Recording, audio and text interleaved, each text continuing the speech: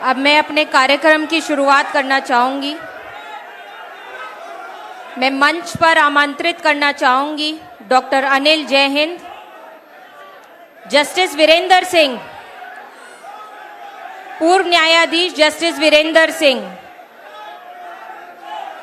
अशोक भारती जी, अशोक भारती जी,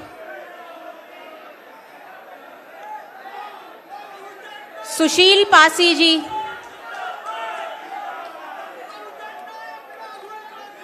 सुशील पासी जी, थोड़ी सी शांति प्लीज, आप लोग सुनिए। अशोक भारती जी, सुशील पासी जी, इसरार नियाजी नदीम जी, इसरार नियाजी साहब, प्रोफेसर रवि कांत जी, बैठ जाइए प्लीज, बैठ जाइए। ये कौन? सुशील पासी जी।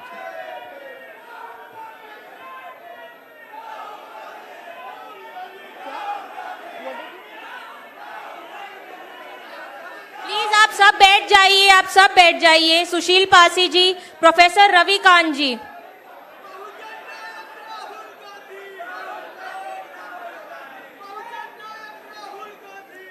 Vice chancellor R K Sahu जी,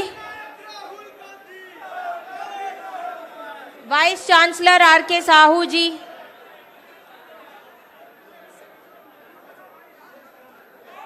फ्रैंक हुजूर साहब,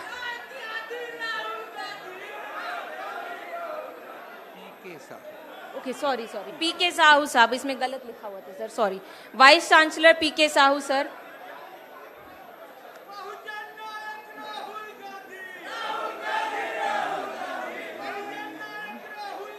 मीना कोटवाल जी, मीना कोटवाल जी,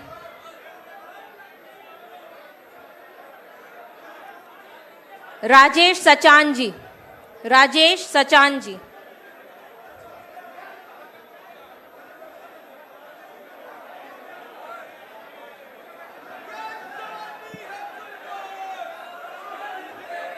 राजेश सचान जी। मैं मंच पर राजेश सचान जी, लाल रत्नाकर जी, लाल रत्नाकर जी, हाँ जी। मैं 1 मिनट,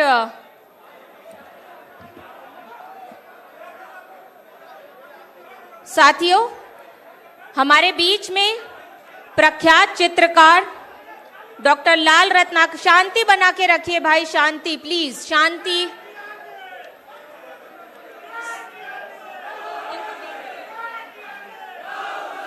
साथियों मेरी बात सुन लीजिए, बैठ जाइए। आदि आबादी का जो चित्र अभी हमारे बीच में जो प्रख्यात चित्रकार है डॉक्टर लाल रत्नाकर जी, उनके बारे में बताना चाहूंगी। दुनिया जैसी आबादी आदि आबादी कहती है, वही आदि आबादी उनके चित्रों में पूरी दुनिया बनती है। वो चित्र लाई जाए, प्रतिष्ठा जी, वो चित्र लाया जाए, अपने दर्द और अपने भीतर समेटे रखती है और कितनी सहजता से अपना दर्द छिपाए रखती है। कहने को वो आदि आबादी है, लेकिन शेष आदि आबादी यानी पुरुषों की दुनिया में उनकी जगह सिर्फ हाशिए पर दिखती है। जबकि हमारी दुनिया में दुख दर्द को लेकर उत्सव त्योहार तक हर अवसर पर उनकी उपस्थिति अनुप्रिय है।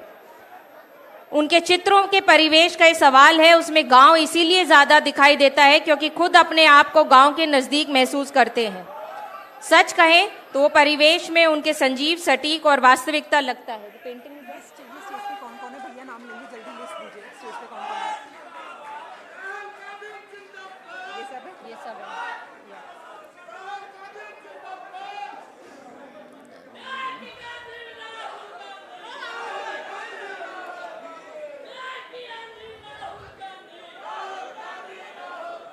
बहुत बहुत धन्यवाद लाल रत्नाकर जी। हाँ जी, बहुत पुराने सामाजिक योद्धा है ये। इनकी पेंटिंग्स जो हमारे समाज के बारे में बताती है वो बिल्कुल ही सही नजरिया है। मैं अब यहाँ पर बुलाना चाहूंगी अशोक भारती जी को, जो अभी तक हमारे पैनल डिस्कशन हुए उनको संक्षिप्त में 2 मिनट में रखने का काम करें। अशोक भारती जी।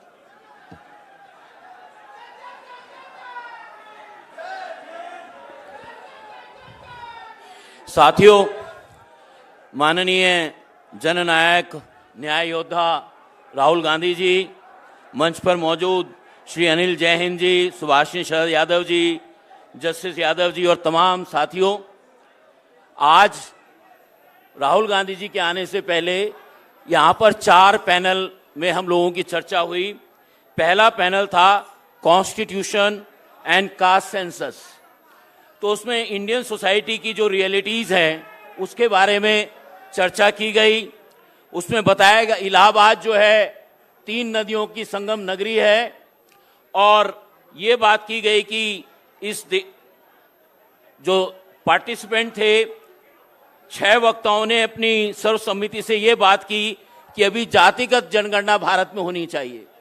सितंबर में सरकार जो जनगणना करवाने वाली है 2011 में, जो 21 में होनी थी, सरकार की खबर आई है कि वो जनगणना सितंबर में करवाने वाली है।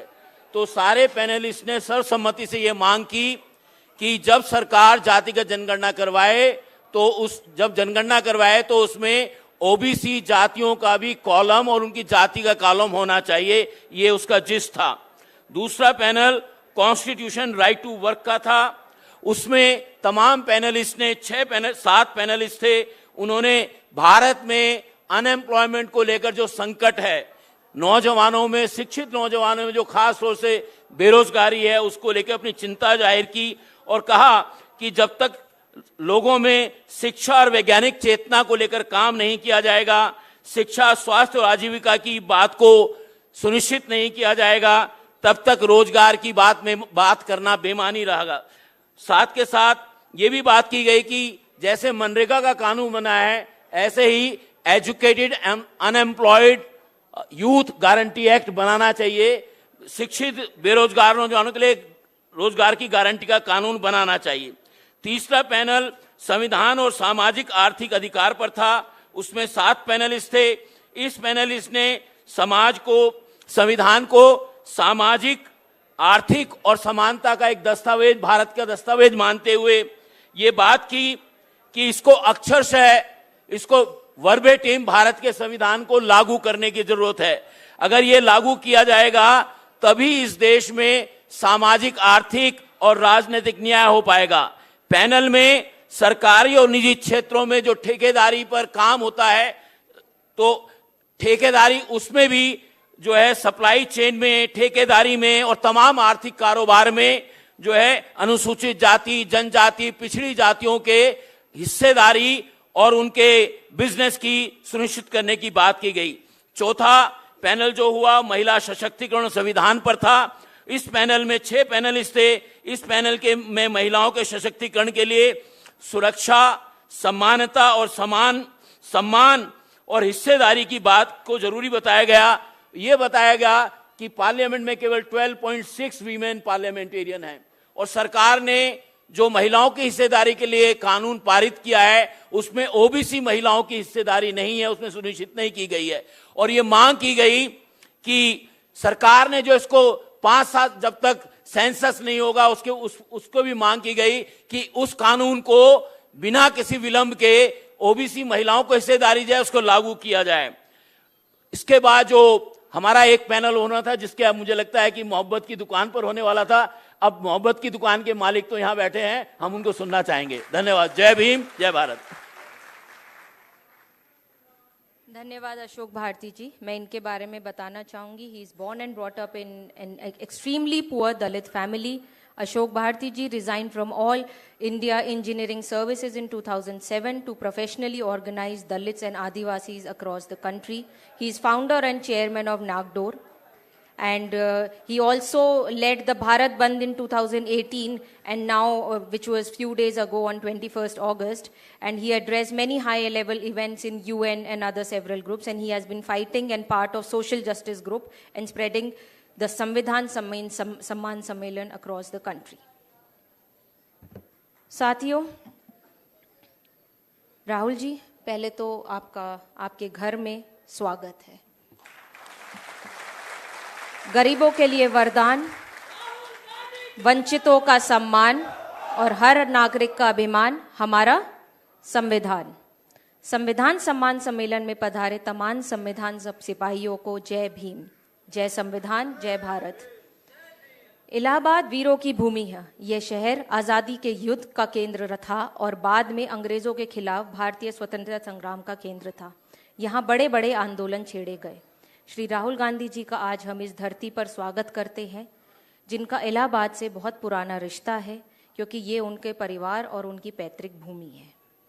सबसे पहले हमारे बीच में उपस्थित हमारे जननायक राहुल गांधी जी को सलाम करती हूँ, जिनके अथक प्रयासों से आज भारत वासियों को विश्वास और न्याय मिलने जा रहा है।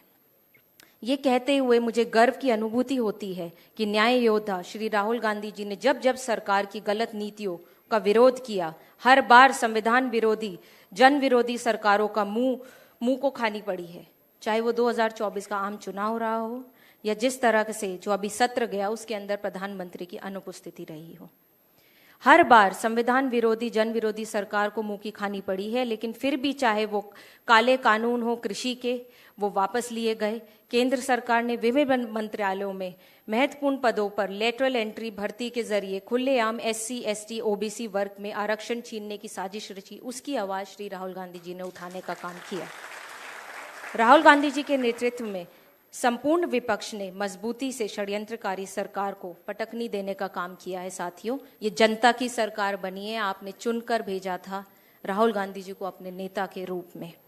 आज हमारे देश में टॉप ब्यूरोक्रेसी समेत देश के सभी शीर्ष पदों पर वंचितों और शोषितों का प्रतिनिधित्व नहीं है। हमें ये लड़ाई और मजबूती से लड़ने की जरूरत है।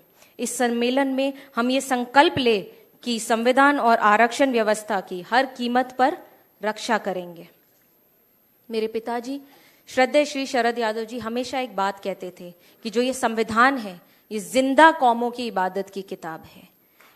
जो जिंदा कौमें हैं उसका एक जीता जागता सबूत है, वो हमारा संविधान है। ये किसी धर्म ग्रंथ से कम नहीं है। संविधान से ही देश चलना चाहिए। यही एकमात्र ऐसी जिंदा किताब है जिसमें भारतवर्ष के प्रत्येक नागरिकों को और अधिकार मिलता है और उनका अधिकार सुरक्षित रखा जाता है। हमने सदियों से ये आज़ादी की नेमत पाई है। सैकड़ों कुर्बानियां देकर हमने ये दौलत पाई है। हमें ये बात भूलनी नहीं चाहिए। जैसे कि आप देख रहे हैं, जननायक राहुल गांधी जी कहते हैं कि 50% आरक्षण की सीमा को तोड़े बिना, जातिगत जनगणना के किए बिना सामाजिक न्याय सुनिश्चित करना संभव नहीं है। ऐसे में गांव-गांव, गली-गली जाकर हमें जात को जमात बनाने का प्रयास करना पड़ेगा। देश की बहुसंख्यक आबादी जब एक छत के नीचे एक संगठित होगी, तभी ये लड़ाई जीती जा सकती है। साथियों, राज सच्ची बोली से चलता है, गोली से नहीं चलता है। संविधान को बचाने के लिए ये लड़ाई हमारे जननायक न्याय योद्धा श्री राहुल गांधी जी के नेतृत्व में हम लोग लड़ेंगे और जीतेंगे भी। दुनिया की कोई ऐसी ताकत नहीं है जो भारत में उसका संविधान छीनने का काम कर सकती है। आप लोग यहाँ आए हैं इस सम्मेलन में। अपनी बात का मैं अंत करना चाहूंगी कि बाबा साहब ने जो दिया हमको मिलकर ये अधिकार है संविधान बचाने का, उसकी परवाह हमें नहीं है कि उसमें हमारे प्राण भी न्यौछावर हो जाए। ये विरासत में हमें बलिदान अपनाना ही पड़ेगा। इस सम्मेलन में उपस्थित तमाम संविधान प्रेमियों को मैं तहे दिल से शुक्रिया करती हूँ। जय हिंद, जय संविधान। और मैं मंच पर जिनको आप लोग सुनने आए हैं, राहुल गांधी जी को आमंत्रित करती हूँ। नेता प्रतिपक्ष राहुल गांधी जी।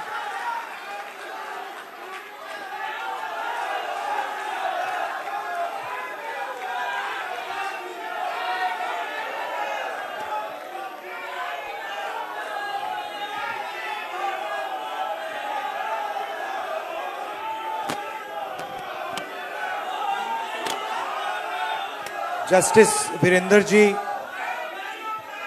अनिल जैहिंद जी, अशोक भाट जी, सुशील पासी जी, न्याजी नदीम जी, रविकांत जी, RK साहू जी,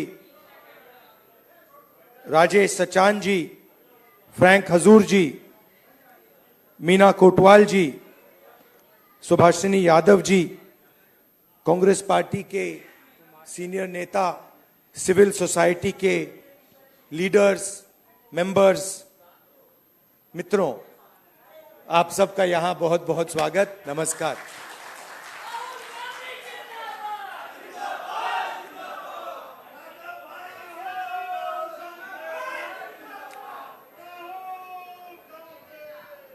कुछ दिन पहले, सबसे पहले आपका बहुत बहुत धन्यवाद कि आप सब यहां डिस्कशन के लिए आए, मेरी बात सुनने आए। इसके लिए आपको पहले ही मैं धन्यवाद करना चाहता हूं।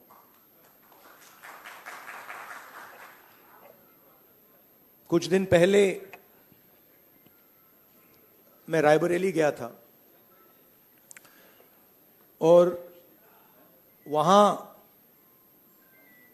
मुझे मोची की दुकान दिखी, तो मैं वहां रुक गया। मैं उनके पास जाके बैठ गया, समझना चाहता था ये कर क्या रहे हैं। बातचीत हुई और मैं उनको देख रहा था। मोची हैं, हाथ में अनलिमिटेड स्किल थी उनकी।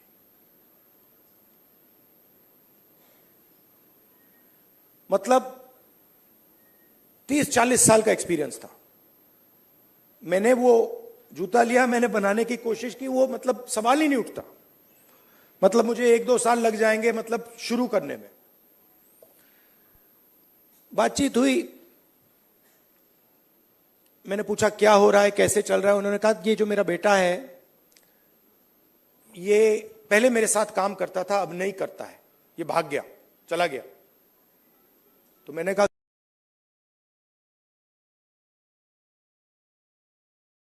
नहीं है। और फिर उन्होंने मुझे बोला कि राहुल जी, मेरी लाइफ में सिर्फ एक व्यक्ति ने, मेरे पिता ने मेरी रिस्पेक्ट की है और किसी ने मेरी रिस्पेक्ट नहीं की। और ये सब लोग मेरा मजाक उड़ाते हैं। तो मैंने कहा, उनसे कहा कि तुम्हें मालूम कैसे कि मजाक उड़ाते हैं? नहीं, कभी कभी तो मुझे सीधा बोल देते और कभी कभी दूसरे लोग मुझे आके कहते हैं। मैं जब जा रहा था मैं सोच रहा था, इतना हुनर है, इतनी स्किल है और किसी से इनको इज्जत नहीं मिल रही। और ऐसे हजारों लोग हैं।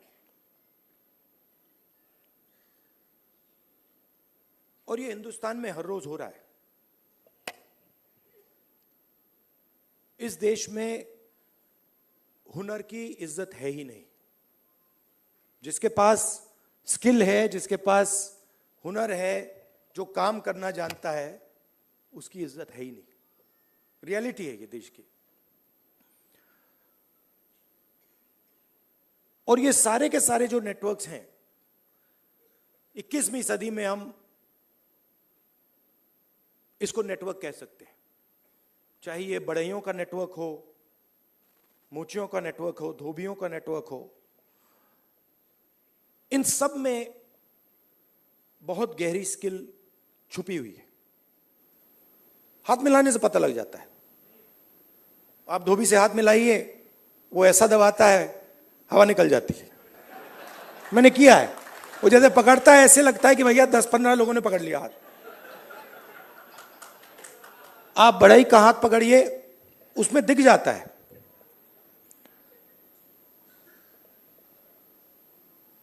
और फिर मैंने मोची भाई से बात की और मैं जो सिस्टम में काम करते हैं उनसे भी बात करता हूं, तो मुझे अंदर से दिखता है, बाहर से भी दिखता है। तो फिर जब मैं उनके साथ बैठा था, मुझे एक बात याद आई। यूपीए की सरकार थी और स्किल डेवलपमेंट मिशन यूपीए के सरकार ने शुरू किया। मतलब उसमें एक नए व्यक्ति को चीफ बनाया और उन्होंने मुझसे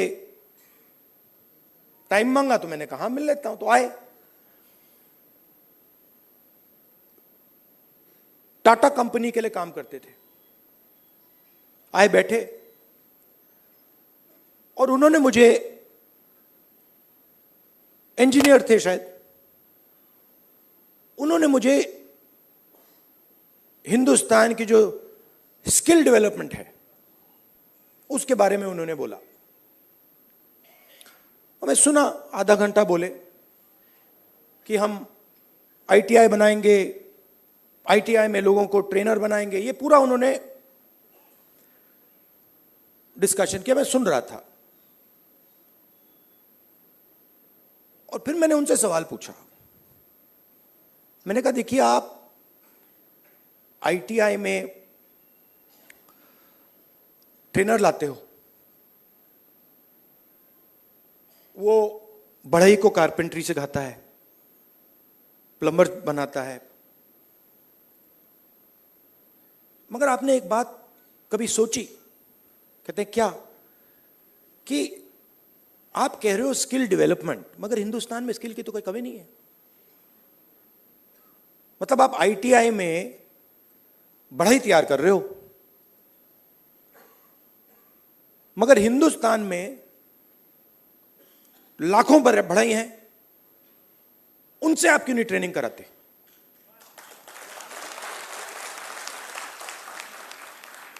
तो ये थोड़ा चौंक गए। मतलब मैंने कहा मतलब बता देता हूं।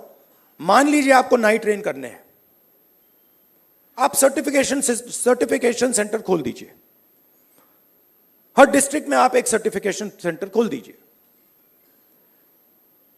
और उत्तर प्रदेश के हर नाई को कह दीजिए, देखिए भैया, आप गुरु हो, आप शिष्य लो, उनको तैयार करो, अपनी दुकान में तैयार करो और फिर उनको सर्टिफाई करो। अगर आपके जो शिष्य हैं सर्टिफाई हो जाएंगे,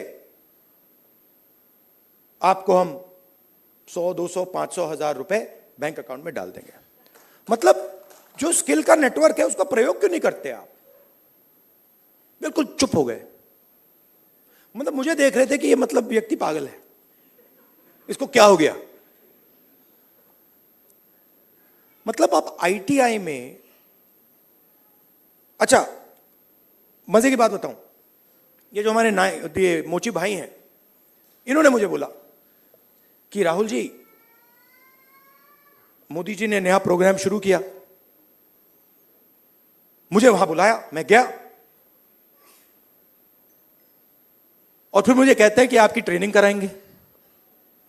राहुल जी, मैं तो 40 साल से मोची का काम कर रहा हूं। सुनो, मैं वहां गया, वो जो उनका ट्रेनर था उसको मैं सिखा के आ गया।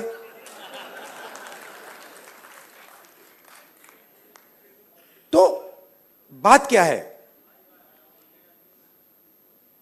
चाहे नाई हो, बढ़ई हो, प्लम्बर हो, धोबी हो, मोची हो, किसान हो, नॉलेज इनके हाथ में है, मगर सिस्टम इनसे कोई बात ही नहीं करता। सिस्टम दूसरे डायरेक्शन पे चल रहा है। आपने आईटीआई बना दी, हमारी सरकार ने बनाई, मगर उसका जो नॉलेज सिस्टम है उसका तो कोई कनेक्शन ही नहीं है। तो मैंने उनसे कहा, देखो मैं आपको बताता हूं, अगर आपने नाई ट्रेन करने हैं, मान लो आपने हिंदुस्तान में 10 लाख नाई ट्रेन करने हैं,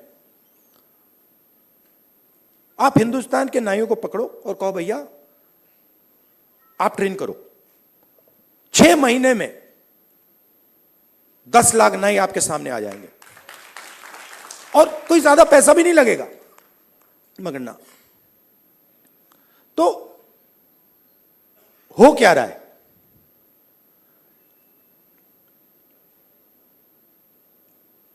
गाड़ी का इंजन होता है ना, उसमें सिलेंडर होते हैं। मोटरसाइकिल में कभी 1 सिलेंडर होता है, 2 सिलेंडर की होती है, ट्रक 8 सिलेंडर की, 10 सिलेंडर की होती है। हिंदुस्तान में, मान लो हिंदुस्तान के इंजन में 10 सिलेंडर है, काम सिर्फ 1 सिलेंडर कर रहा है। मतलब 90% लोग बाहर बैठे हुए हैं और देख रहे हैं, और उनके सिस्टम में कोई भागीदारी नहीं। उनके सिलेंडर में ना पेट्रोल मिलता है, ना मेंटेनेंस होती है, ना कोई चेकिंग होती है। एक सिलेंडर छोटा सा टक टक टक टक टक टक टक टक चल रहा है, कह रहे हैं भैया दुनिया में, और कहते हैं भैया सुपर पावर बन जाएगा। कैसे सुपर पावर बन जाएगा?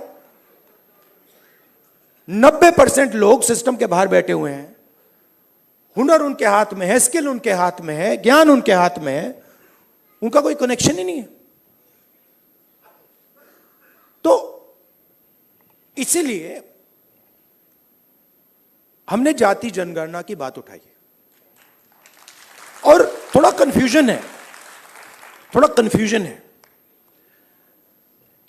देखिए बीजेपी के लोग कह रहे हैं कि भैया देखो हम जाति जनगणना करेंगे, उसमें ओबीसी का सेक्शन दे देंगे। जाति जनगणना, सबसे पहले सिर्फ वहां ओबीसी लिखना का कोई मतलब नहीं है। अलग अलग कम्युनिटीज हैं, हम हर कम्युनिटी की लिस्ट चाहते हैं, पहली बात। दूसरी बात, हमारे लिए यह सिर्फ सेंसस नहीं है, हमारे लिए यह पॉलिसी मेकिंग का फाउंडेशन है, मतलब नींव है। और हम सिर्फ जाति जनगणना की बात नहीं कर रहे हैं, मैं यहां क्लियरली कहना चाहता हूं, जाति जनगणना से सिर्फ आबादी पता लगेगी, वो बहुत जरूरी कदम है, क्योंकि भागीदारी से पहले आबादी के बारे में पता होना पड़ेगा, क्योंकि भागीदारी तक हम बिना आबादी के तो पहुंच ही नहीं सकते। मगर आबादी लास्ट कदम नहीं है। आप यह मत सोचिए कि आइडिया यह है कि भैया जाति जनगणना हो गई, उसमें सबकी गिनती हो गई और बात वहां खत्म हो जाएगी। नहीं, यह मेरा विजन नहीं है, यह पहला कदम है। मेरा विजन है कि हिंदुस्तान में धन किस प्रकार से बांटा जा रहा है।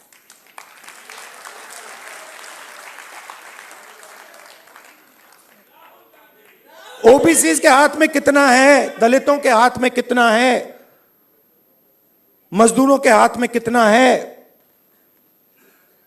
पहली बात। दूसरी बात, हिंदुस्तान के जो इंस्टीट्यूशंस हैं, ब्यूरोक्रेसी हो, जुडिशरी हो, मीडिया हो, इसमें इन लोगों की कितनी भागीदारी है। मतलब हम यह समझना चाहते हैं कि कॉन्स्टिट्यूशन ने कहा था कि एक व्यक्ति को एक वोट मिलेगा, मतलब सारे के सारे हिंदुस्तान के जो सिटीजन्स हैं वो समान, एक समान है, एक जैसे हैं। तो हम ये पूछ रहे हैं कि अब 70 साल हो गए, कॉन्स्टिट्यूशन हमारे सामने है, इसका समाज पर इफेक्ट पड़ा है, हां या ना, और कितना पड़ा है?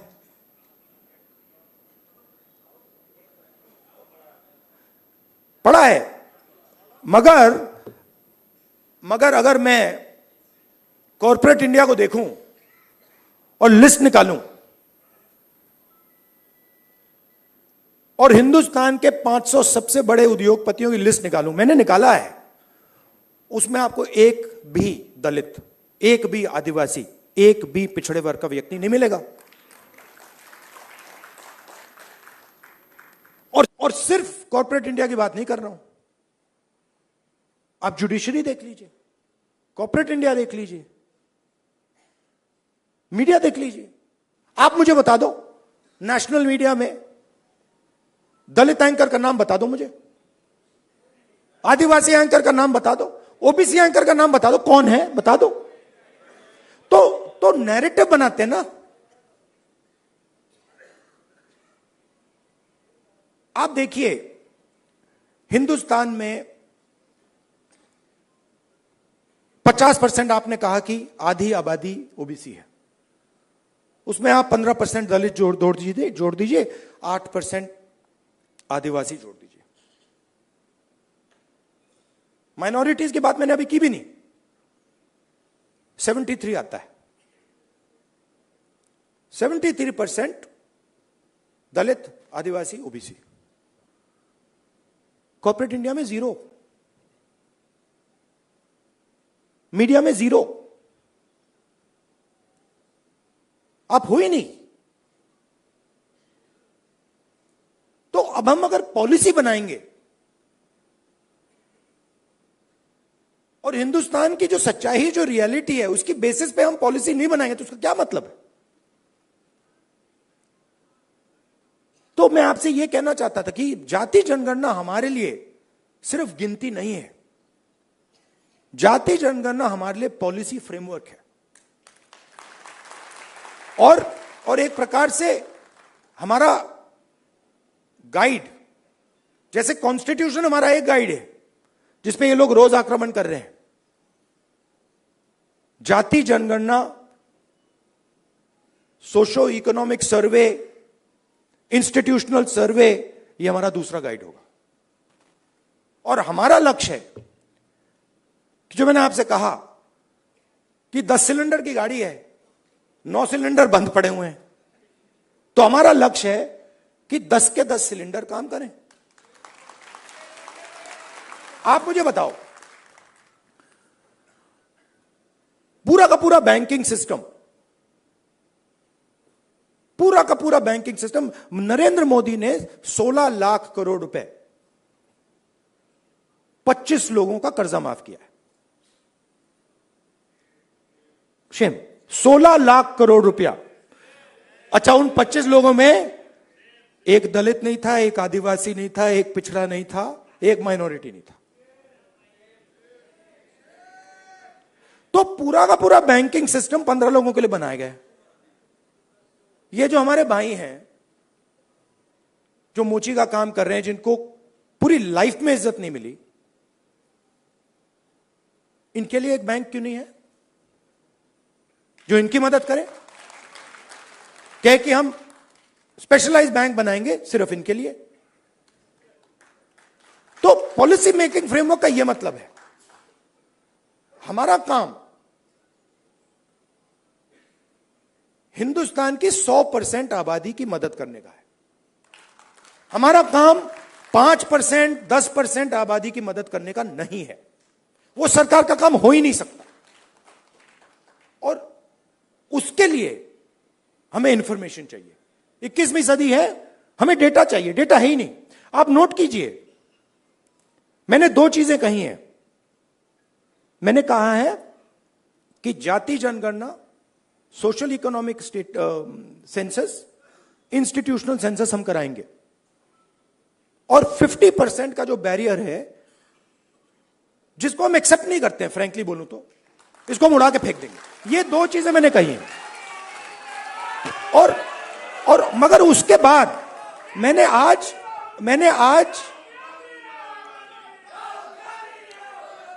तक, सुनिए, आज तक उसके बाद हम क्या करेंगे मैंने नहीं बोला है, क्योंकि पहले मैं चाहता हूं कि हमारे सामने डेटा हो कि भैया इतने दलित हैं, हिंदुस्तान के इंस्टीट्यूशन में उनकी इतनी भागीदारी है। रिजर्वेशंस की बात होती है मगर चांस नहीं मिलता। सच्चाई है, सब जानते हैं। उल्टा हो जाता है, लैटरल एंट्री हो जाती है।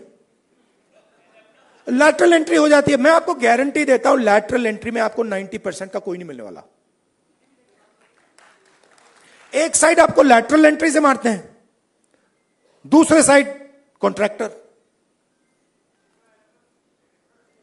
तो मतलब नीचे देखो वहां पिटाई हो रही है, ऊपर देखो वहां पिटाई हो रही है, साइड देखो वहां पिटाई हो रही है, मतलब जहां भी देखो। और 90% आपकी आबादी है। अब अगर आपकी 10% होती तो कोई कह सकता हाँ भैया 10% आबादी है, ठीक है, बट 90% आबादी, आपके बिना देश ही नहीं चल सकता। और फिर मीडिया में आपको दिखेगा भैया, एक पहले क्या होगा, वो बॉलीवुड की बात करेंगे, वहां पे डांस गाना दिखेगा, उसमें भी आपको कोई 90% का नहीं मिलने वाला। कोई नहीं मिलेगा। मैंने चेक किया भाई, मैंने लिस्ट निकाली है। मैंने कहा भैया मिस इंडिया की लिस्ट निकाली मैंने कहा देखता हूं। मैं कहता हूं देखो यार, अच्छा अब कहते हैं मिस इंडिया की लिस्ट निकाली मैंने। सुनो सुनो, मैंने मिस इंडिया की लिस्ट निकाली। कहा ठीक है देखते हैं। मतलब माइनॉरिटी भी 90% में आती है मैडम, आप भी शामिल हैं। और आपको और शायद जो आपके साथ हो रहा है वो सबसे ज्यादा खराब है। मतलब आप पर तो डायरेक्ट आक्रमण हो रहा है, राइट? मगर आप भी 90% में हैं। तो मैंने लिस्ट निकाली मिस इंडिया की। मैंने कहा भैया इसमें तो होगा, मतलब एक दलित महिला तो होगी, एक आदिवासी महिला तो होगी ना दलित है, ना आदिवासी, ना ओबीसी, कोई नहीं। तो डांस गाना चलेगा वहां पे, कोई क्रिकेट की बात करेगा, कोई बॉलीवुड की बात होगी, किसानों की बात नहीं होगी, मजदूरों की बात नहीं होगी। आपने कभी मीडिया में मोची का इंटरव्यू देखा है? बस मेरे चैनल पे आ रहा है और किसी चैनल पे नहीं आ रहा। आप चाहे मोची हो, बढ़ई हो, प्लम्बर हो, धोबी हो, कभी नहीं दिखेंगे। और ये देश को चलाते हैं लोग। और फिर मीडिया में कहते हैं भैया मोदी जी गले लग गए, सुपर पावर बन गया। कभी वो यूक्रेन भागेंगे, कभी रूस भागेंगे, वो कभी गले लगेंगे और फिर भैया सुपर पावर बन गया, सुपर पावर बन गया। मतलब कैसे बन गया? 90% लोग मतलब शामिल ही नहीं है उसमें, बेरोजगार हैं, भूख लग रही है। तो पूरा का पूरा मतलब डिस्कशन वही 10-15 लोगों में होता है। वही एंकर हैं, वही एक्सपर्ट हैं, वो 5-6 लोग हैं, वही बात बोलते रहते हैं एक दूसरे से, और बाकी हिंदुस्तान देखता रहता है। इसलिए ऐसे डिस्कशन बहुत जरूरी है कि भाई 90% क्या सोच रहा है, क्या हो रहा है, क्या इश्यूज हैं, क्या मुद्दे हैं। अच्छा, आप एक और बात नोट कीजिए, किसी की टांग टूटती है, वो कहता है भैया मैं अस्पताल में जाके एक्सरे करना चाहता हूं। कभी कोई उससे कहता है नहीं करो एक्सरे? कभी नहीं, कोई नहीं कहेगा ना कि भैया एक्सरे मत करो। वो चिल्ला रहा है कि भैया मेरी टांग टूटी है, लोग कह रहे नहीं एक्सरे मत करो, नहीं। बट यहां ये हो रहा है, मैं कह रहा हूं जाति जनगणना करना है, एक्सरे करना है, सारी मीडिया वाले कह रहे हैं नहीं करना है। क्यों नहीं करना है? मतलब हमने उसके बाद एक शब्द नहीं बोला क्या करेंगे, हमने सिर्फ यह बोला कि भैया हमें डेटा चाहिए। दलित कितने हैं, आदिवासी कितने हैं, माइनॉरिटीज कितने हैं, जनरल कास्ट के लोग कितने हैं, गरीब जनरल कास्ट के लोग कितने हैं, और कौन सी संस्थाओं में बैठे हैं, बिजनेस में कितने हैं, बॉलीवुड में कितने हैं, मिस इंडिया में कितने हैं। बस हम पता लगाना चाह रहे हैं। सारे के सारे मीडिया वाले, मोदी जी कहते हैं नहीं भैया पता नहीं लगाओ, देश को बांट रहे हो। भाई 90% की हम बात कर रहे हैं, आप कह रहे हो देश को बांट रहे हैं। कैसे देश को बांट रहे हैं? मतलब हम सिर्फ ये कह रहे हैं कि भैया 90% लोगों के पास भागीदारी है, हां या ना, चेक करो। कहते हैं नहीं देश को बांट रहे हो।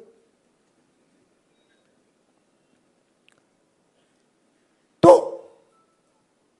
जो भी संस्थाएं हैं, इलेक्शन कमीशन हो, मीडिया हो, फ्री मीडिया हो, जुडिशरी हो, ये सारी की सारी संस्थाएं कहां से आई? ये इधर से आई। आप इसको मिटा दो तो हिंदुस्तान में एक संस्था नहीं बचेगी। कोई इलेक्शन कमीशन नहीं बचेगा, कोई रिजर्वेशन नहीं बचेगा। जो आपने कहा कि कॉन्स्टिट्यूशन से फायदा मिला, वो 5-10 साल में सब खत्म हो जाएगा।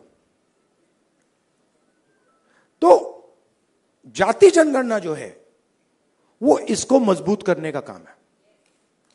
ये आप समझिए, कॉन्स्टिट्यूशन की रक्षा हम कर रहे हैं जाति जनगणना के थ्रू। क्यों? क्योंकि इसको 10% ने नहीं बनाया है, इसको 100% ने बनाया है। और मैं यह भी कहना चाहूंगा कि इसकी सबसे ज्यादा रक्षा आप लोग करते हो। इसकी रक्षा गरीब करते हैं, किसान करते हैं, मजदूर करते हैं, दलित, आदिवासी, पिछड़े लोग, गरीब, जनरल कास्ट के लोग इसकी रक्षा ये करते हैं। अदानी जी इसकी रक्षा नहीं करते।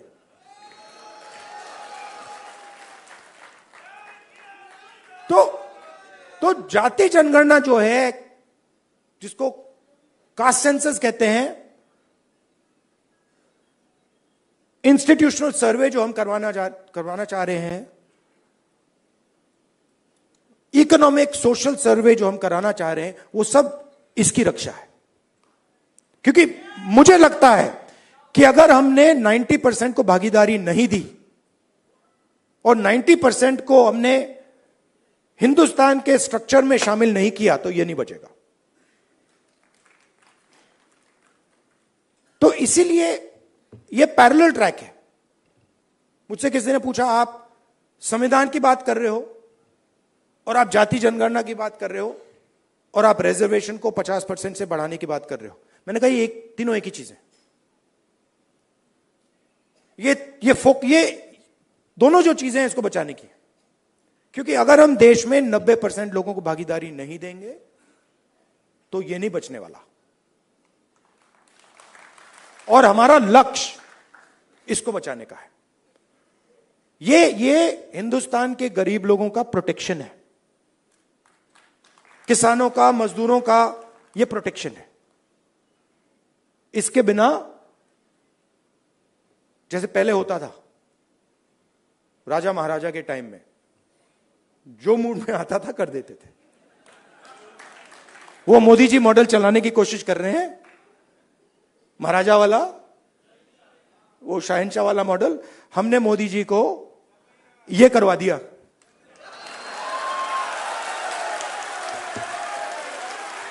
आप अपने आप को नॉन बायोलॉजिकल समझते हो। आप अपने आप को नॉन बायोलॉजिकल समझते हो। आप अपने आप को डायरेक्ट भगवान के साथ कनेक्शन समझते हो। Wrong number. Wrong number. चुनाव के एकदम बाद ये मैंने कहा, देखो, हिंदुस्तान के किसानों ने, मजदूरों ने सिर झुकवा के कॉन्स्टिट्यूशन से मत्था लगवा दिया। और ये काम हम नहीं कर रहे हैं। आप मत सोचिए कि राहुल गांधी और ये सब लोग ये काम कर रहे हैं। नहीं, ये हिंदुस्तान के अंदर से आवाज आ रही है। हम उस आवाज को सुन रहे हैं बस। और ये जो स्ट्रेंथ है, जो शक्ति है, ये हिंदुस्तान के अंदर से आ रही है, हिंदुस्तान के गरीब लोगों से आ रही है, और इसको कोई रोक नहीं सकता। अब अगर कोई सोचे, मैं आपको बता देता हूं, पॉलिटिकल बात बता देता हूं, आप लिख लो। अगर कोई सोचे कि जाति जनगणना को रोका जा सकता है या 50% बैरियर को रोका जा सकता है, मैं आपको बता रहा हूं, वो सपने देख रहा है। ये होगा ही होगा। इसको रोका नहीं जा सकता है। ना जाति जनगणना रोकेगा, ना सोशो इकोनॉमिक सर्वे रुकेगा, ना इंस्टीट्यूशनल सर्वे रुकेगा, ना 50% का बैरियर रहेगा। ये तीन सारे के सारे उड़ेंगे। क्योंकि हिंदुस्तान की जनता ने ये मन बना लिया है। ऑर्डर आ गया है, जनता से ऑर्डर आ गया है। अब आपको, प्रधानमंत्री जी को यह बात एक्सेप्ट कर देनी चाहिए और ऑर्डर लागू कर देना चाहिए। और अगर नहीं करेंगे तो फिर दूसरे प्रधानमंत्री करेंगे। आपके साथ देखिए, मैं आपको अंत में एक बात बताना चाहता हूं। देखिए, मैंने अब 2004 से मैं पॉलिटिक्स कर रहा हूं, ठीक है, और एक प्रकार से काफी सीखने को मिला मुझे। बीजेपी वालों ने मुझे तंग किया, डिस्टर्ब किया, उनको मैं गुरु मानता हूं कि इन्होंने ही मुझे सिखाया, इनके बिना मैं नहीं सीख सकता था। मैं बता रहा हूं, आप लोग नहीं सिखाते मुझे, आप लोग मुझसे प्यार करते हो, आप नहीं सिखा सकते। उन्होंने मुझे सिखाया, तो वो एक प्रकार से मुझे उन्होंने डायरेक्शन दी, भैया क्या नहीं करना है, उधर देखो, वो नहीं करना। तो एकदम मुझे पता लग जाता है, मैं सुबह उठता हूं, क्या नहीं करना, उधर देखता हूं, अच्छा वो नहीं करना, ऑटोमेटिक है। वो मेरी ओर देखते हैं, कहते हैं भैया क्या नहीं करना, वो राहुल गांधी कर रहा, मत करो। तो ये तो बिल्कुल मतलब पता नहीं आइडियोलॉजिकल है, खून की पता नहीं कौन सी लड़ाई है, बट ये मतलब शायद पता नहीं कब से चल रही है और ये खत्म नहीं होगी। मगर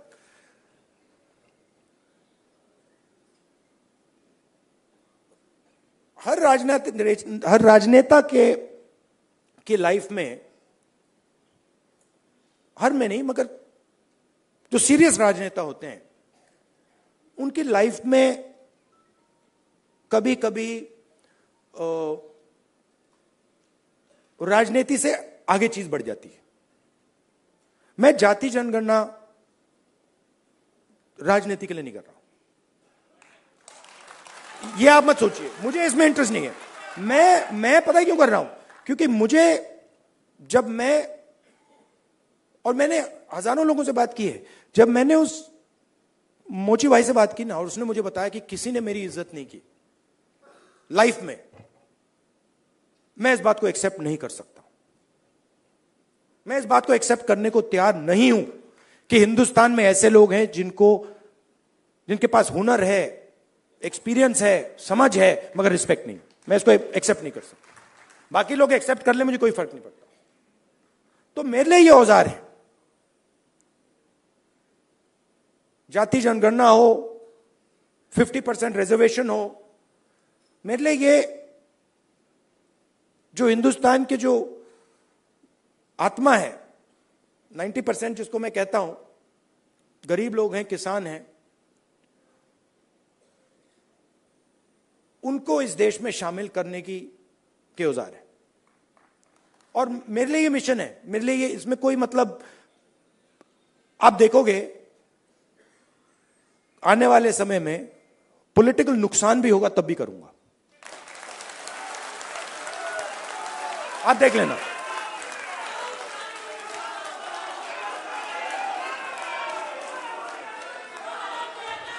तो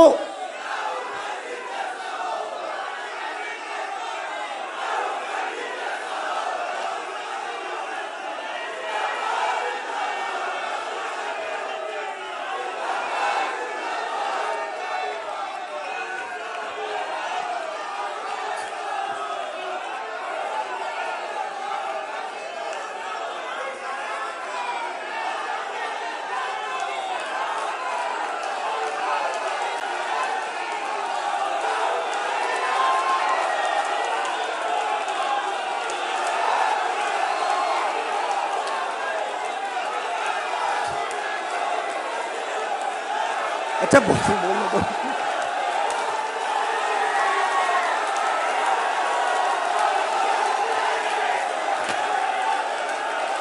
क्या बोलने तो दीजिए।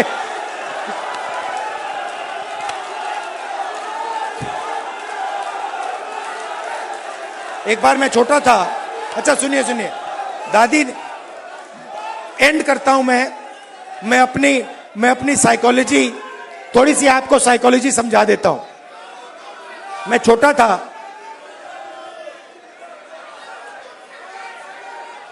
सुनिए थोड़ी सी मैं आपको, तो हुआ क्या, एक दिन एक जर्नलिस्ट आए मेरे पास, लव यू ब्रदर, एक जर्नलिस्ट आए मेरे पास, सीनियर जर्नलिस्ट हैं, तो वो मेरे पास आए, जो मैंने आपको अभी बोला ना, नुकसान हो जाएगा तो भी करूंगा, तो उसको समझा रहा हूं। तो सीनियर जर्नलिस्ट आए, बैठे मेरे पास, उन्होंने कहा राहुल जी, एक सेकंड भाई, आए मेरे पास सीनियर जर्नलिस्ट और उन्होंने मुझे कहा राहुल जी,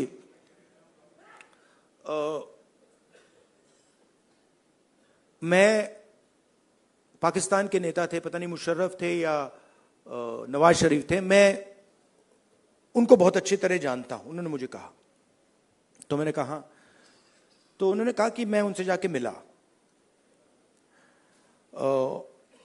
और मैंने उनसे कहा कि देखिए, अगर आपने हिंदुस्तान और पाकिस्तान के बीच में पीस करवा दी तो बहुत अच्छा होगा। तो फिर उस व्यक्ति ने, पता नहीं मुशर्रफ था या कौन था, मुशर्रफ ने कहा क्यों? और जर्नलिस्ट ने कहा कि क्योंकि अगर आप हिंदुस्तान और पाकिस्तान के बीच में पीस करा दोगे तो सदियों के लिए लोग आपका नाम याद रखेंगे। लॉजिक ये थी। मैं सुन रहा था, मुझे बता रहे थे, मतलब कि आपको नाम याद रखवाने के लिए काम करना चाहिए। मतलब मैं सोच रहा था, और जैसे मैं सोच रहा था, सुन रहा था उनकी बात, मुझे एक बात और याद आई। यही सवाल मैंने दादी से पूछा था जब मैं छोटा था। मैं दादी के पास गया, मैंने कहा, दादी